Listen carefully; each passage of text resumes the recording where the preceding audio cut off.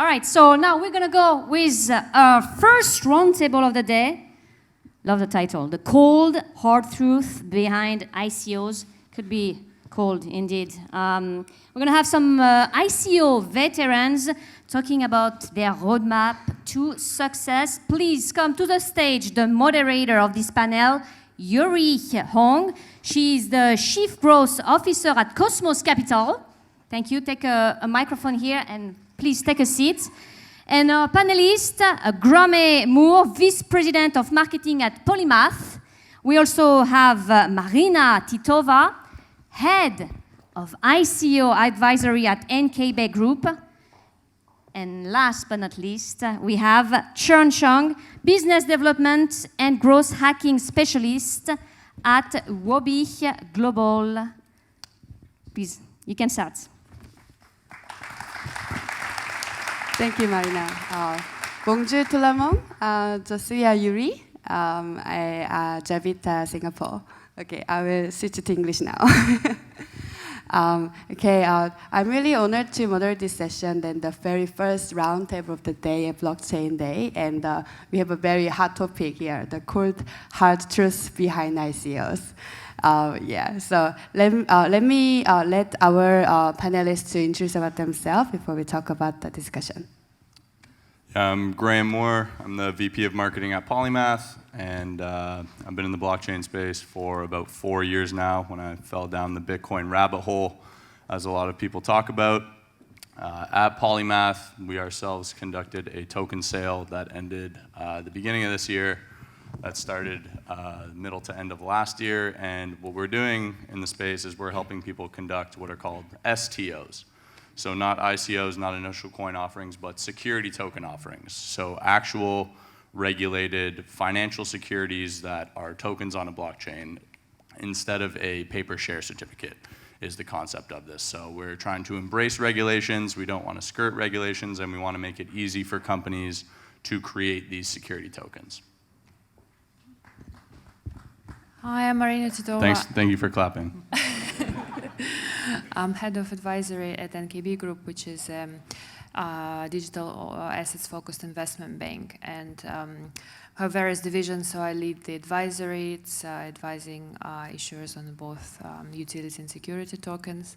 We have brokerage, we have venture fund, have wealth management, and we have research. So in advisory, again, I've been in the space for about 2 years. Again, both across security and utility tokens. I've done probably the first compliant STO, which was the BCAP, Blockchain Capital Venture Fund, Storage, Civic, Doc.ai, most recently Hub Token, which is a new project of Eric Lee, who was co-founder of LinkedIn. So, yeah. Salut, bonjour. My name is Chung, so I'm the Europe BD lead at Huobi Global. Huobi Global is a cryptocurrency exchange. So we started 5 years ago, and I have been in the space for a year. Currently, we have about 1,300 employees, decentralized across global. So our headquarters we have in Singapore, Hong Kong, and currently we have an office in London, and we also have different branches below Huobi Global. We have Huobi Australia, Huobi Japan, Huobi Korea, and also Huobi Canada, Huobi Brazil is coming up. And I personally based in Germany. So later I'll be sharing more about how we as an exchange could contribute towards the development of ICOs and also STO. Yeah, thank you. Thank you, everyone. Yeah, so we have a project and then consulting firm and also exchange today. So I'm really excited to hear about the different aspects of the ICOs. So before I start, can I ask the audience, how many of you have invested in ICOs? Can you put your hands up? That's great, quite a lot. And how many of you are aware of security token? Great. And how many of you have invested into security token? Very few, right? Yeah, great. Okay, thank you. So my first question is actually about from the project's angle that, so right now, as of today, we have about 2,000 cryptocurrencies already in the market. And then many of them, majority of them actually have attempted and also some of them succeeded in ICOs. Actually, I forgot to, so ICOs in some part of the world. So ICO is actually like an umbrella term of utility token offering and security token offering. So yeah, I wanted to set the stage before what we mean by ICO is that ICO as an umbrella term and utility token offering and as well as a security token offering. Because back in Asia, some people actually consider ICO more just as a utility token offering. And then we use a different term as a security token offering for the security token separately. But today in our session, we will talk about ICO more as an umbrella term, okay? So back to my question. So like 2,000 cryptocurrencies, that's quite a lot of numbers. So what does it mean by that, having all these cryptocurrencies, launching the ICOs, and will there be any, do they all need the ICOs, or is there any other alternative financing options for the startups? So can I start with Marina? Sure, thank you. Yes, so I think we have seen a lot of startups doing the token offerings, right? And if you think about why it really happened, right? We have seen that instrument, new asset class emerging, which was a utility token, and it was relatively easy and kind of maybe much cheaper as well to raise this financing than as a utility token offering, right?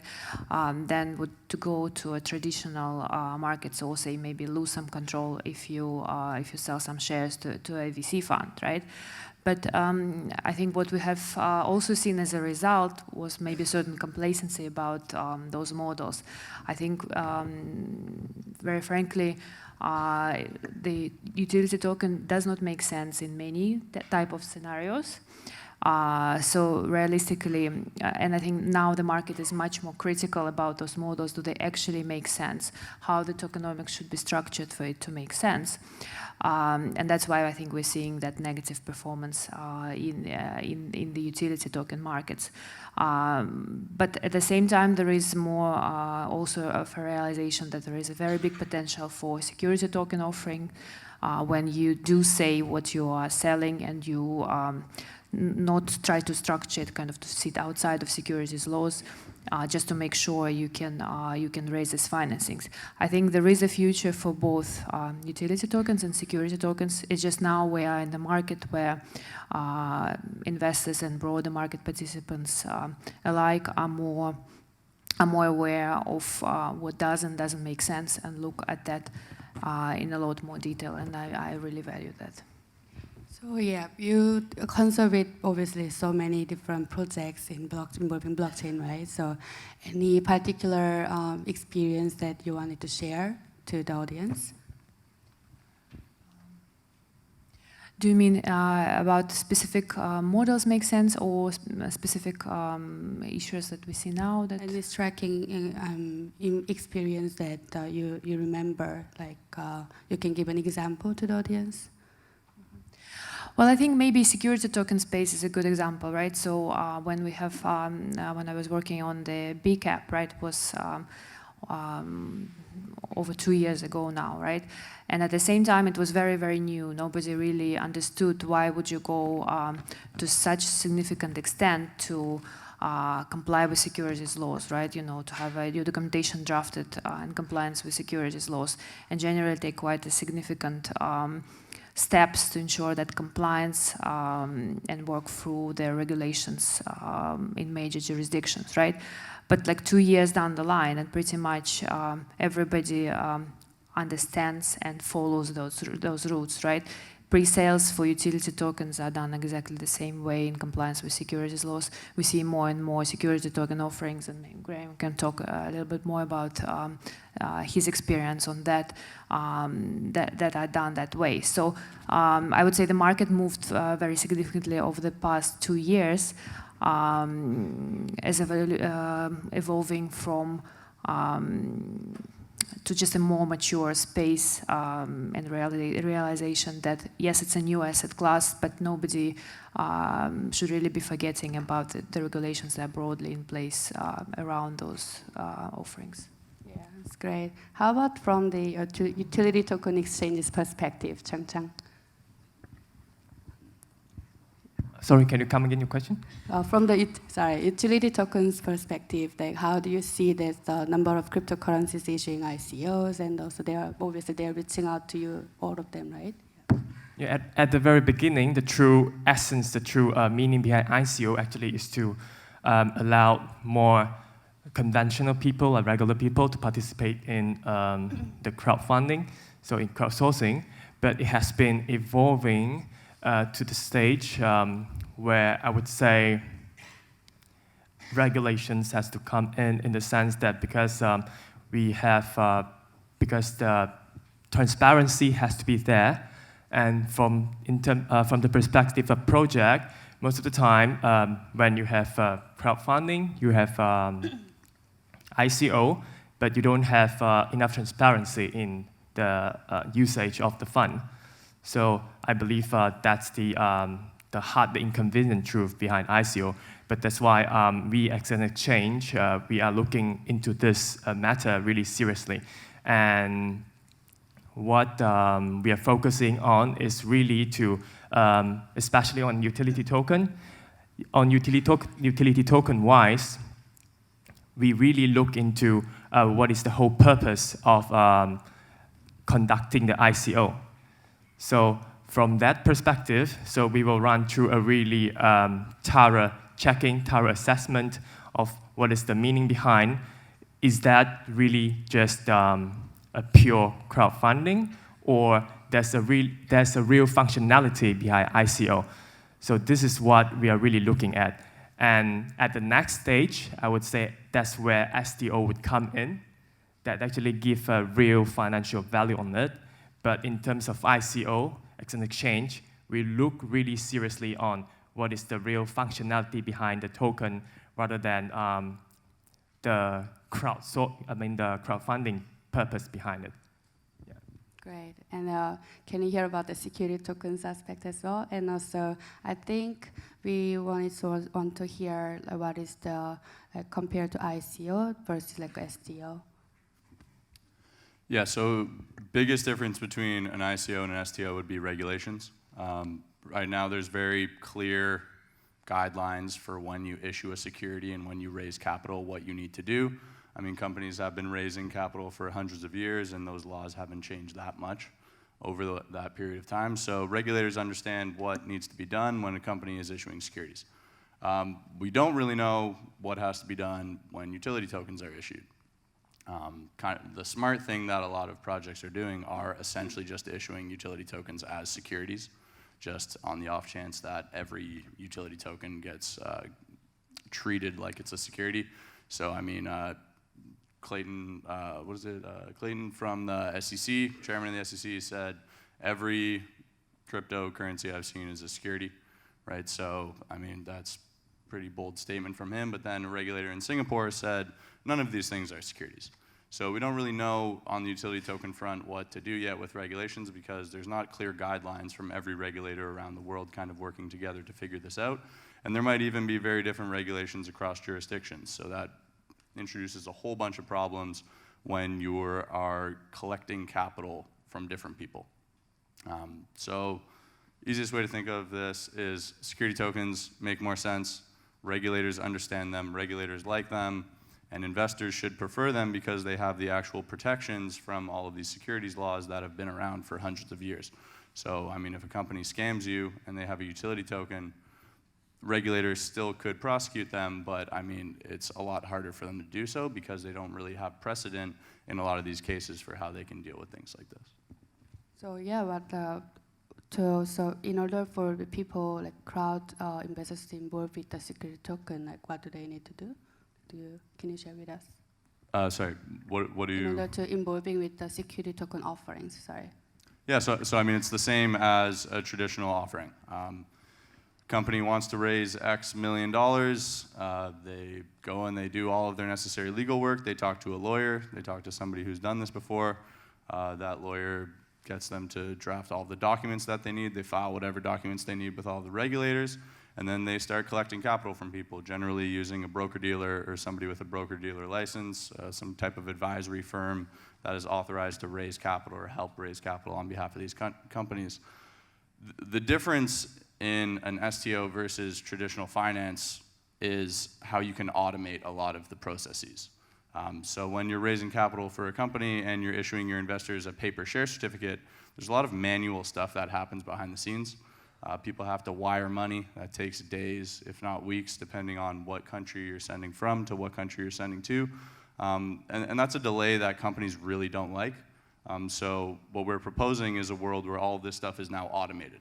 So I just send Ether or Bitcoin or Poly or whatever cryptocurrency a company is accepting, and automatically that company can issue that investor a security token, provided that that investor is on the designated whitelist with their ETH address. But what's going to happen is capital is going to become much more easy to raise because you can automate all of these back office processes that typically have taken days, if not weeks, in terms of the traditional financing process. That's great. So nowadays, not only the retail investors, but also the traditional investors are also getting into this crypto space in terms as part of the financing model, right? So no matter utility token or security token, if they want to review those projects, what do they actually need to set the criteria in order for analyzing which project or which company is actually suitable for them to get into the investment? So I think, can I hear that from Graeme again? Since you have experience in the raising funds. Yeah, most utility tokens are shit. C'est la merde. Is that hard en truth? français. So I would say that should be the first thing you look at. Is this is probably bad? You probably don't want to buy this thing, and then kind of start from there. Is there a reason that can convince me otherwise? And the thing that I look at if I'm going to be purchasing a utility token is who is the team behind it and what's their track record. So 2 years ago, you could have a domain name and raise $20 million. That is insane to think about. That makes absolutely no sense. And I think we're kind of seeing that go away from the market today, which is a nice thing because people are starting to get smarter. The bubble burst. Maybe we'll have another one, but we'll see. So the thing that I look at most closely is the team's track record of who's behind this. Are these people who have stolen money from people in the past? And it's sad, but that's a legitimate piece of criteria you have to look at when you're talking about utility tokens. So I like looking at the team first and foremost, and then also the market that they're addressing. So is the market that they're addressing something that's large, or is it small, and does it actually need blockchain technology to work? So a lot of people are kind of going into the .com era that we had a long time ago, where pets.com is a big hot thing, and everybody's throwing money at pets.com, and ultimately pets.com didn't work, but Amazon worked, right? And so we're seeing now all of these incredibly cool ideas that may work at some point, but they might still be early. And so team, market size that they're addressing, and is the technology going to be used today, or is it going to be used in 10 years? If it's in 10 years, probably don't want to put your money there. Yeah, not only existing team and the technology, but also a lot of existing businesses are now getting into ICO space as well. Like in Asia, we call it as a reverse ICO.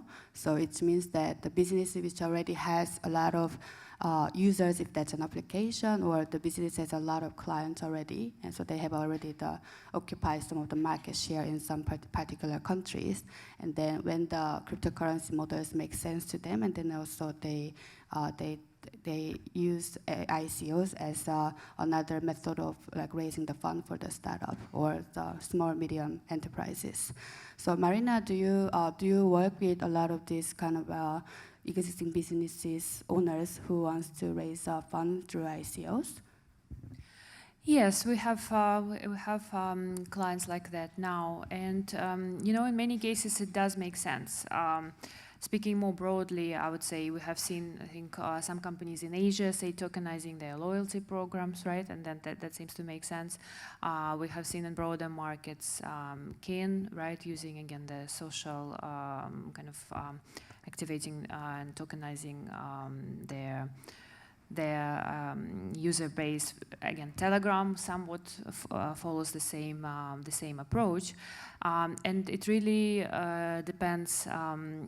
In terms of investing in those stories, so what we have seen so far with Keen, for example, it doesn't seem to get that much traction despite its very significant existing user base. So just that user base alone probably doesn't mean necessarily that the tokenizing would be a success. That I would say the first point. And then also to add to Graeme's point about how do you look at those projects and what does make sense. All the points that you've raised, I would say they make sense in the traditional VC investing as well. But what would be added specifically on the utility token side is, does the actual token make sense in that network, and how does it gain value?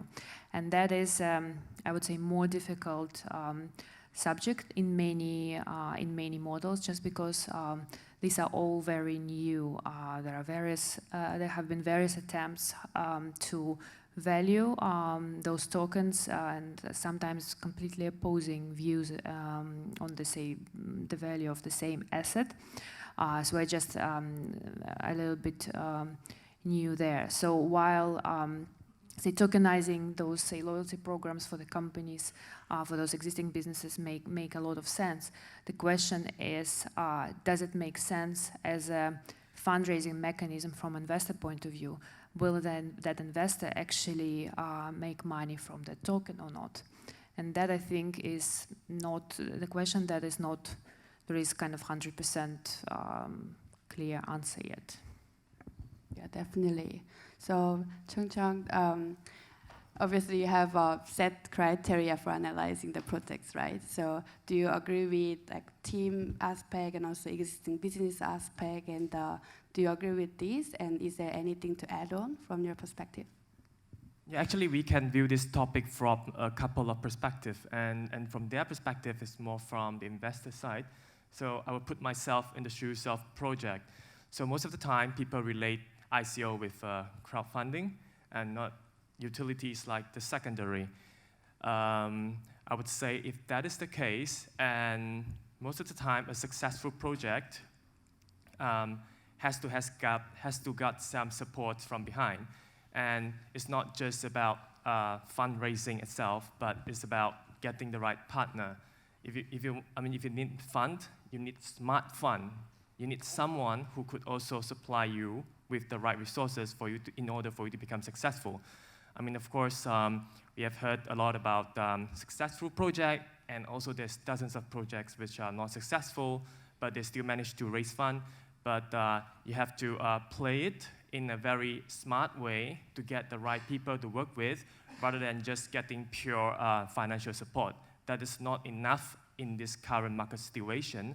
Like Yuree mentioned about, there's already projects, there's already business in Asia, already have a lot of traction, a lot of users, and that's part of it, because if you already have existing users, and what needs to come in place if the technology behind.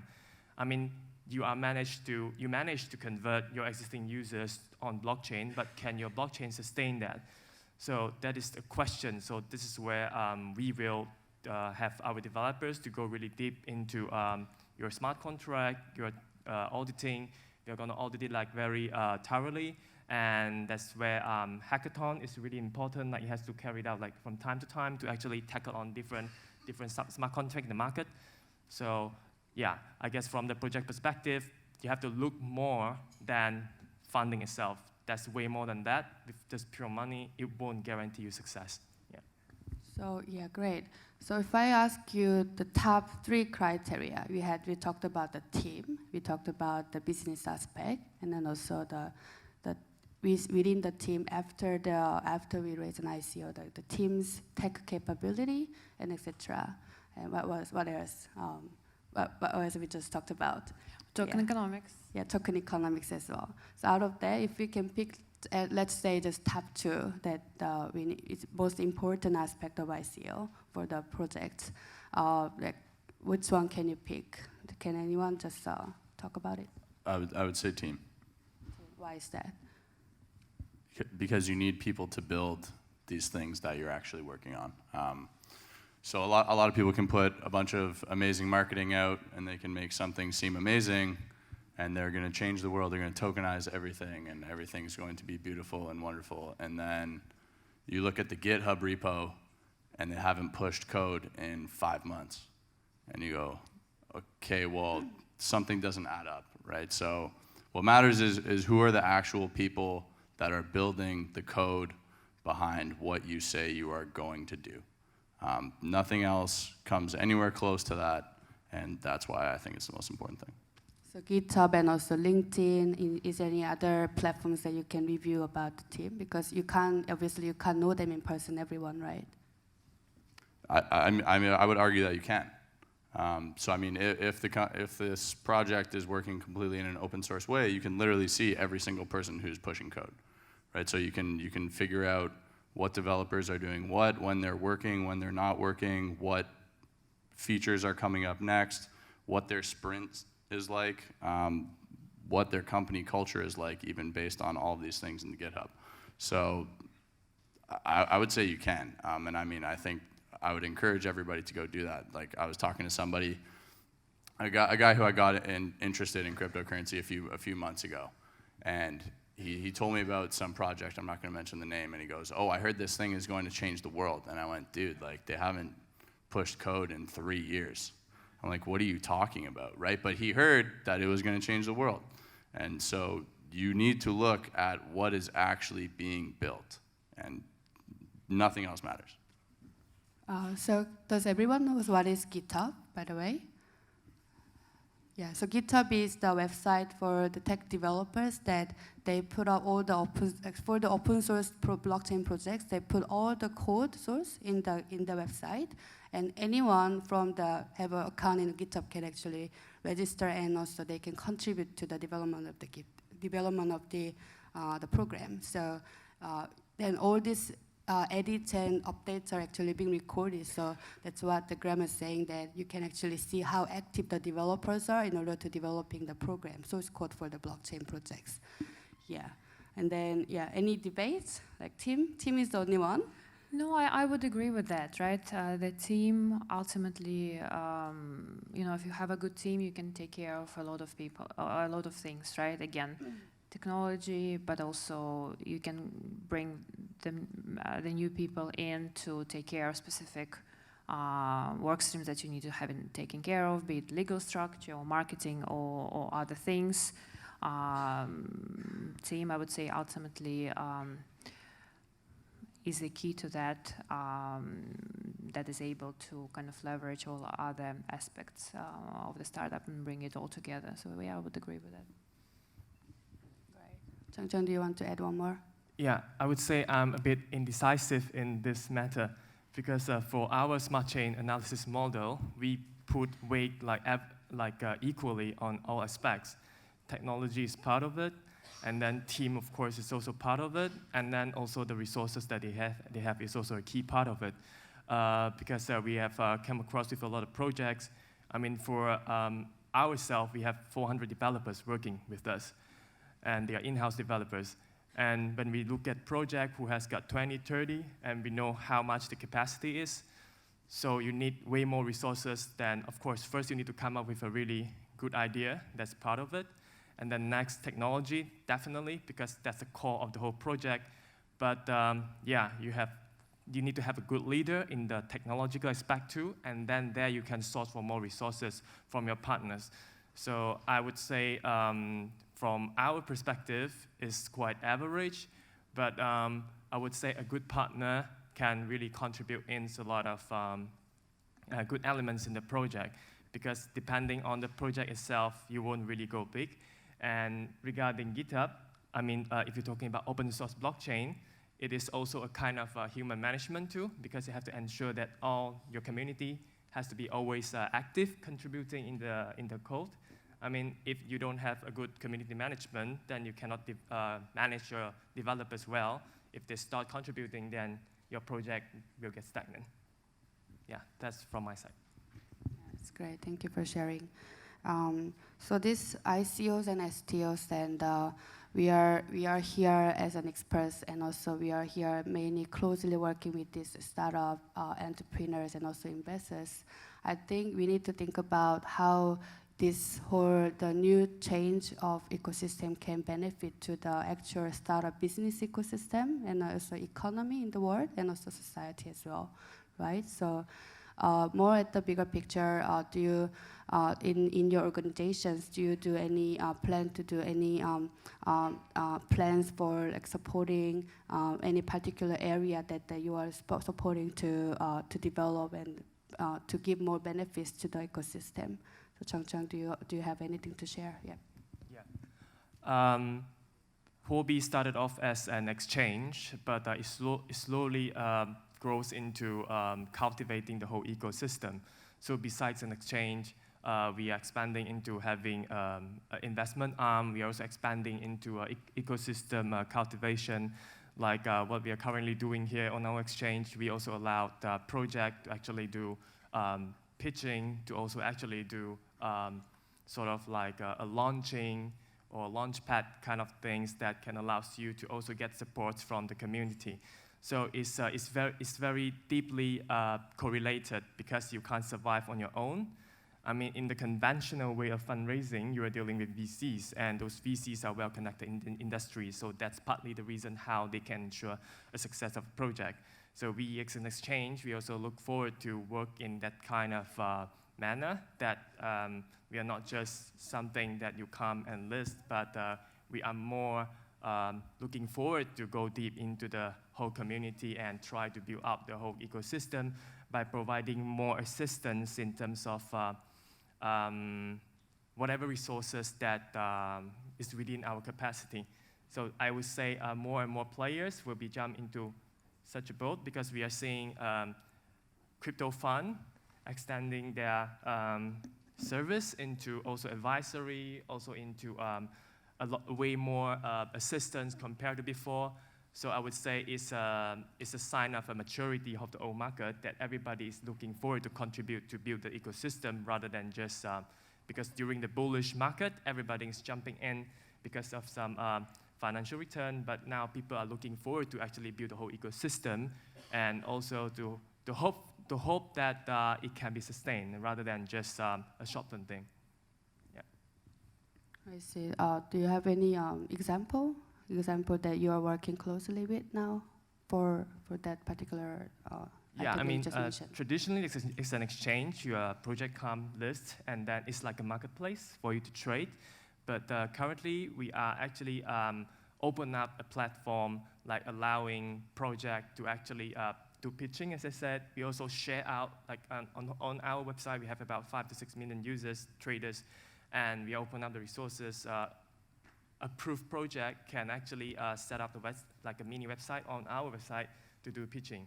So there's like a sharing of resources, and partly we are also going to offer like a connection with the investors that are close to us. When we see a project which is relevant to the market, that there's a need in the market, so we are going to connect them. And it's all because those are within our capacity, and we are more than happy to do such kind of, we are more than happy to render such kind of assistance to actually to help good project, because helping a good project, in other words, is also helping to build up the whole ecosystem. Yeah. And besides, we also have Huobi Capital, and that's our investment arm. We have $1 billion funds. So yeah, that's like the whole ecosystem is being building. Yeah. Yeah, absolutely. And Graeme, do you have any, from the Polymath's perspective, like do you have any plans for how the players in the ecosystem can actually leverage on the Polymath's businesses? Yeah. What we make it easy to do is create a security token. So what we want to do is we want to make it very, very easy and simple for entrepreneurs or already established businesses to raise capital and issue securities. If you can make it easier for businesses to operate, more businesses will operate, more companies will get funded, more cool things will get built, the world will become a better place. It's very, very manual and archaic in terms of how the world of securities works today. Like, there are literal pieces of paper in filing cabinets. That makes no sense. How do we still have pieces of paper in filing cabinets that represent financial securities worth quadrillions of dollars? That makes absolutely no sense. And so blockchain technology provides a solution to this finally, because you can create a digital, unique token that represents something else. And so if we can make it easy for businesses to create these things, then we can make the capital market system a whole lot better. Oh, wow. Okay, great. And then Marina, I think you are in a position with advising a lot of projects, and also like you talk to a lot of people, and you are in a position to influence a lot of people, right? So how do you consider regard, and then what do you think that you can do to give more benefits to the ecosystem? Yeah, sure. No, I really appreciate the efforts that Chern and Graeme is doing as part of their companies, right? On our side, I think in terms of efforts, yes, of course, we work with a lot of projects, and we're guiding them and helping them execute those offerings in best-in-class practice, right? But I would say our other efforts around the ecosystem also lie around the regulatory clarity, right? So we are cooperating with various organizations set up to maybe say to lobby or promote that work with regulators all over the world to sort of say clarify the legislation around ICOs. You know, we're really in need of more clarity around regulation for many countries. Again, US is definitely one of them. In Europe, we have seen, you know, France have making fantastic steps, Malta as well, but there are definitely more efforts needed around that, and that I think would really benefit the broader ecosystem when the companies have a lot more clarity on how to proceed with those offerings. That's great. Yeah, I think we have, do we have time for the Q&A? I'm sorry? Do you have a time for Q&A or? We don't have time, unfortunately. Okay, guys. I wish we had. I wish we had. It was. Thank you so Okay. much. Thank you so Thank much. you. We had all our panelists here: Yuree, Graeme, Marina, Titova, and Chung. Thank you so much.